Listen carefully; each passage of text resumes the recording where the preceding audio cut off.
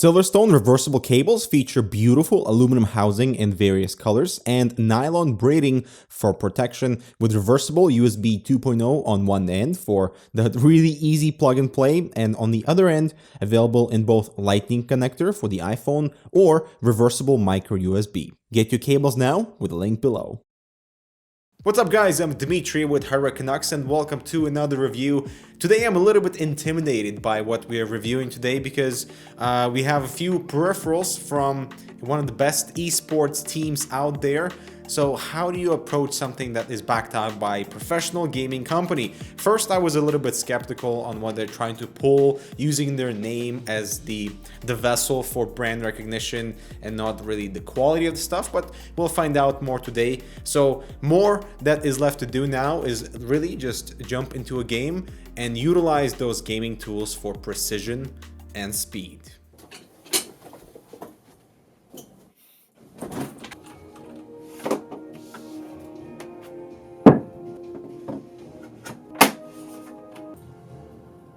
Let's play some CSGO. You're really good at this. Oh, if I had him. So on the review table today is a very familiar set of peripherals. This is from FNATIC gear. And I say familiar because remember Funk Gaming? Well, they've been acquired by FNATIC and some peripherals have transferred over. We have the entire set here, which includes the Flick G1 gaming mouse, the Rush G1 keyboard, and the Boost G1 mouse mat. So let's start with the keyboard first. Now I say this one is familiar to me because it is based off the Funk KB460 and nothing has changed aside from a few software tweaks, which is a bit disappointing because I would expect a TKL keyboard from an actual esports brand. It is a very basic board with some simple design. It comes with MX Cherry red, blue and brown switches with a red backlight on the keys and an underplate also for that cohesive undertone, and I think that looks awesome. You can adjust the brightness of the LEDs in 6 intervals, and there's also a built-in breathing mode too. There are 2 USB pass-throughs at the back which can be used to connect other peripherals, and that's awesome. And the keyboard comes with a wrist rest which is comfy and easily detachable and shares the same rubberized matte coating that feels comfortable on the skin but easily picks up fingerprints and such. I do love that the wrist rest isn't bulky in any way, plus I love that it is removable, although the attachment mechanism is a bit finicky with these 2 individual clips, but you know, it's totally fine. Media controls are built into the F keys, and we also have a FNATIC mode that disables the Windows key. When we talk about the switches, these come with reds, and I really have nothing negative to say about these. It's a very light 45-gram key. I prefer linear switches for gaming, so there is no tactile bump when the key is rebouncing, and you just have to adjust to releasing pressure from the finger so the key can bounce back, which is super fast. And it's also a fairly quiet keyboard even if you don't bottom out. Let's take a listen.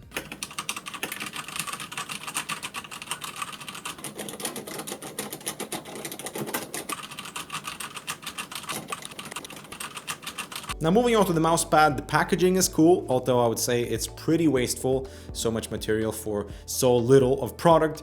It is a very thin matte toe with the shape which is also compact enough, and the surface is fine for tracking, no problems there, but the bottom surface is ridiculously slippery. There is no grip whatsoever. I prefer something more stable, like these aluminum pads from InWin or simple fabric ones, and I'm really surprised that the Boost mousepad actually made it into the FNATIC approvals list, since LAN players, they don't know which surface they'll be playing on, so the grip is essential. But now let's flick gears a little bit and talk about the mouse.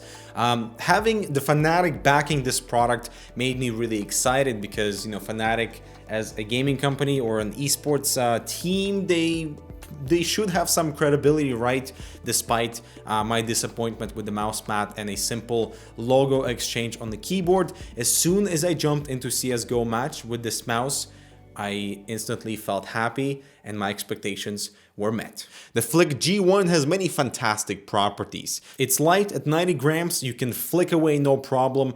The shape is comfortable with all the curves and angles and the right spots for my type of hybrid grip. The ambidextrous body allows left-hand operation, but the side browser buttons are only on the left side, so there's a bit of a compromise there. The rubberized coating feels good. All the buttons are in their natural spots. The primary left and right clicks use Omron switches, but they're more resistant than the G502 or the Demonionics caster, but not by much, and it was easy to adjust to the slightly heavier actuations. The scroll wheel is a little bit muddy, but scroll steps are defined. It's the rotation that could use less restriction. The middle click is light enough to press in-game, and the round button behind the wheel is very well in reach for the DPI or profile change, which are indicated by these 3 discrete LEDs on the side of the mouse that are perfect to quickly notice your DPI level when the LEDs are in orange, and the profile changes when the LED corresponds to the lighting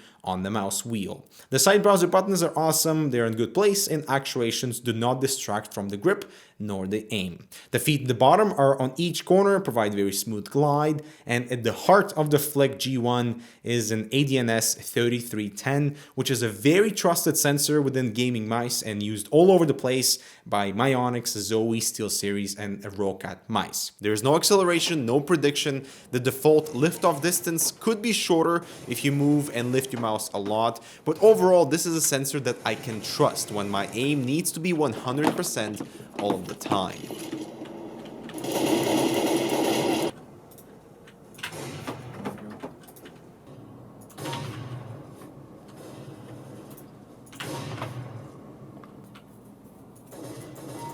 Now maybe it's because I'm so used to the performance of the 3310 sensor on my other mice that when I start gaming with the Flick G1, it feels very natural, and the performance in the sensor is so consistent that I can just plug in my desired DPI, my standard DPI, across all my other mice that use the same sensor of 800 DPI, and I can just flick away, play, no problem. I love the consistent performance, and that's awesome.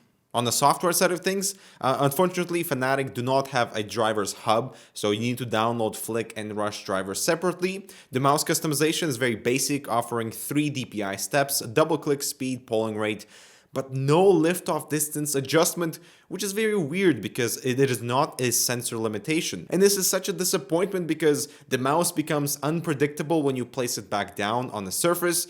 And this is a very odd omission again, because the sensor can be controlled to adjust for that on other mice, but apparently not on a mouse that is behind an eSports brand. It's completely ridiculous.